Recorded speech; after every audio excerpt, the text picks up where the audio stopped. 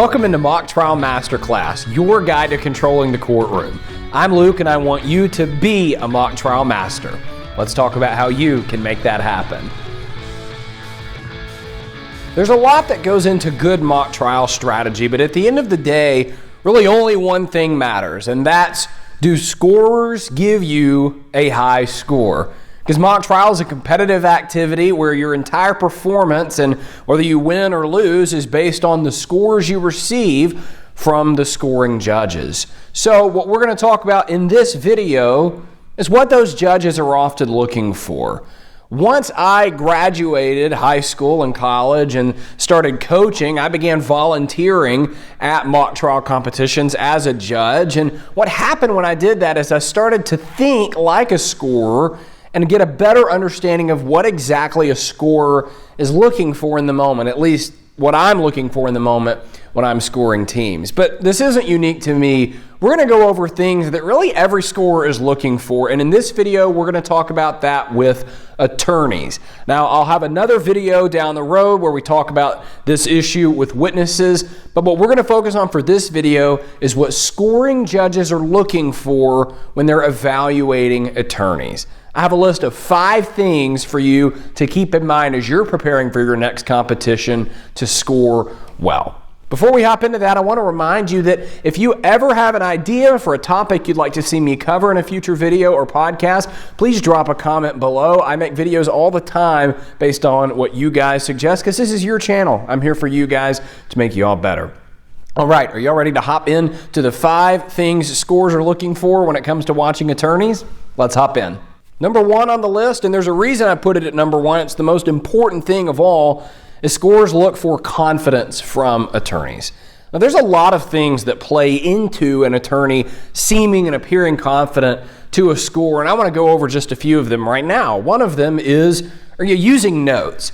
Because if you're going out there into the well of the courtroom with a piece of paper or an index card or something and you're just reading from it or you have it there as a crutch, that screams, I'm not very confident to a scoring judge. So you don't want to do that. You never want to have notes on you outside of rare situations. Maybe you're reading a quote you wrote down from a witness and you pull a move like, well, I just wanted to make sure I get this quote right and I'm reading from my legal pad or my notebook. But you never want to take a script with you, especially during a direct or cross, and really even a speech. There's just no situation where you want to do that. It's always going to appear with a lack of confidence to scoring judges.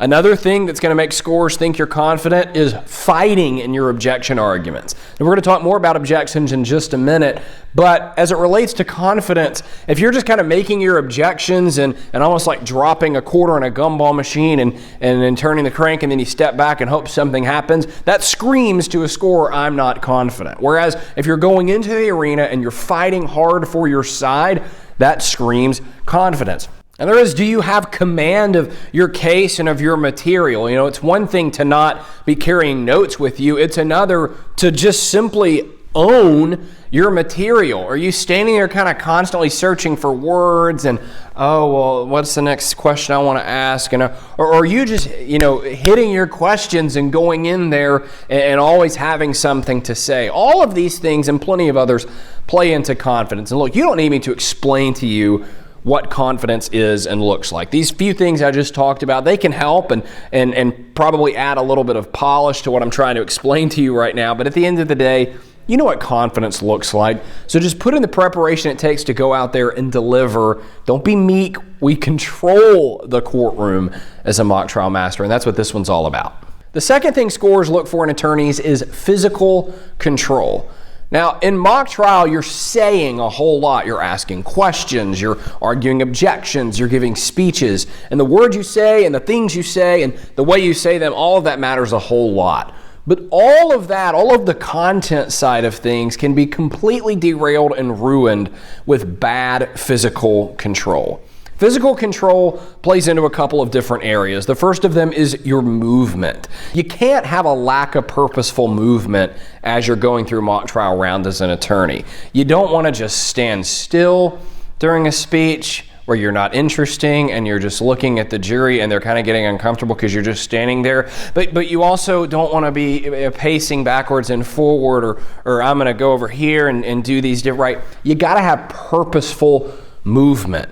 Maybe you're giving a speech and you have 3 points. So you go to this place for point 1, this place in the middle for point 2, and this place over here for point 3. Maybe you're cross-examining a witness and you're talking about good things that witness did and you're throwing them some bones, and then you say, but now I want to transition into the bad things that you did, and you move over here. You know, there's a lot you can do with your movement to be purposeful and, again, avoid just kind of going all over the place. That's what we don't want. Your body language also matters a whole lot to this. You know, for example, when you're giving your direct examination and you're kind of standing out of the way waiting for the witness to respond, are you really stiff? If you're watching on YouTube, you can see how I'm standing, right? Are you stiff and kind of making everyone uncomfortable with how you're standing? Or are you in a relaxed posture like this? You know, or are your hands to your side and you're standing in soldier position, or kind of have your hands in your pockets kind of awkwardly like this?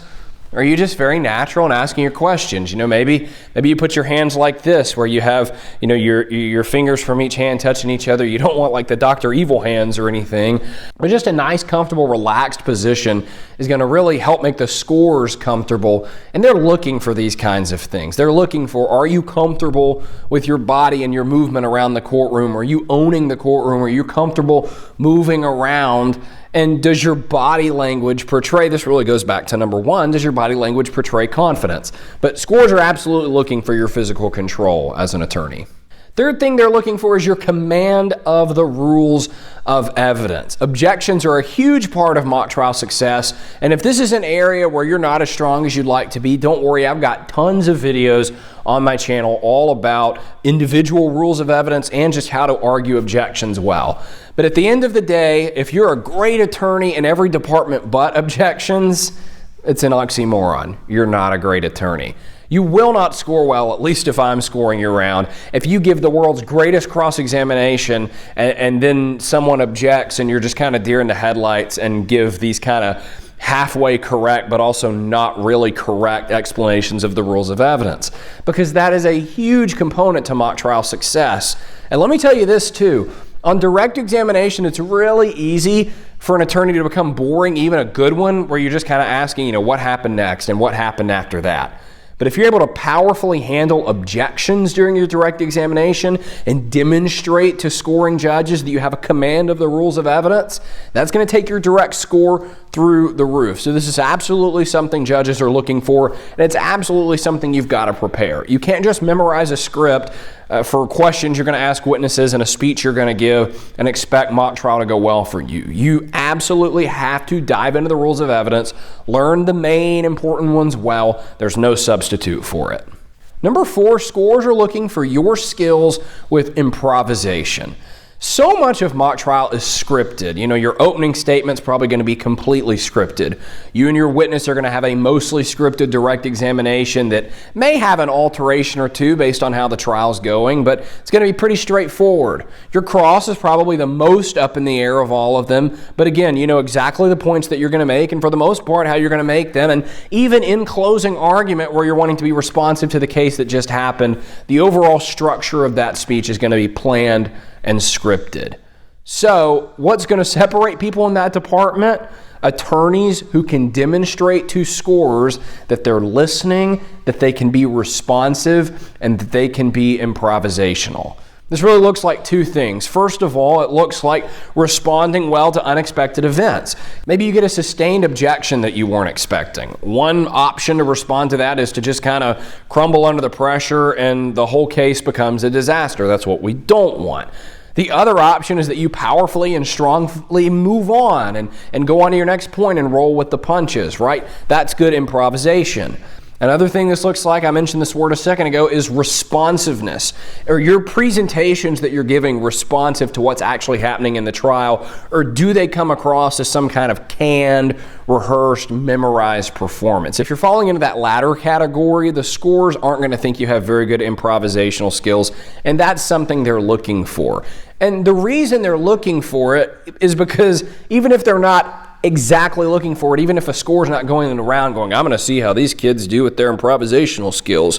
What is going to happen is because so much of mock trial is scripted, those moments will stand out to a scoring judge. So you've got to do it. You've got to make a point to be responsive, to roll with the punches, and to demonstrate for a score good improvisational skills. Before we get into the fifth thing that scorers are looking for with attorneys, I want to remind you that my book, Mock Trial Masterclass, is available on Amazon. What we've done in this video is kind of gone over some general topics for what it takes to succeed as an attorney, and hopefully some of these are reminders for you more than anything else. But if you want the deep dive, if you want to get into the nitty-gritty of what it takes to succeed and prepare as an attorney in mock trial, then this book is your guide. I've broken everything down from my 10 years of experience in mock trial and put it into this book so that you can understand it, so that you can apply it at your next competition. And if you want to pick up a copy, you can click the link in the description on YouTube or in the show notes on podcast platforms. The fifth thing that scorers are looking for when evaluating attorneys is the quality of their case and their material. Now, I put this at the end because not that it's necessarily the least important thing, but I do think some teams focus way too much on this. Because your entertainment value, which encapsulates the rest of this list, right? Your confidence, your movement skills, your improvisation, that's what's going to get the jury's attention. That's what's going to keep them engaged, make them like you, and make them give you a high score. All of that is great, and it needs to rest on a foundation of quality material. Quality material alone is not going to get you where you want to go, but it is important and scorers are looking for it. Because here's the deal, guys. A scorer is sitting through this 2 to 3 hour trial, often with no context for your case. And I think sometimes teams get way too bent out of shape about, does this particular theory make sense? Are they going to get this argument? When in reality, a lot of times scorers are just looking for a show. They're looking for something interesting, exciting, and impressive. And again, that's what the rest of the list we've gone over deals with. But now that we're here, it is important to note that you've got to have quality material. What does that look like? Well, it depends on the part of a trial, but what you need to understand is that for the most part, mock trial is very formulaic. Scorers are going to be looking for specific things with your openings, your closings, your directs, your crosses. For example, with an opening statement, a scorer is going to be listening to see, are you telling the story of the case? Are you explaining to them the witnesses they're going to hear from? Are you giving them a clear call to action for the end of the case? And I cover all of that in my video on opening statements. And you can dive into my videos on the rest of the parts of mock trial, or even dive into my book to get more of that formula for every element of a trial. But your material needs to follow those formulas, and it needs to be quality. It needs to not be something that you came up with in the car on the way to the tournament. It needs to be something that you've drafted, that you've gone over, that you've prepared, and that's really, really good.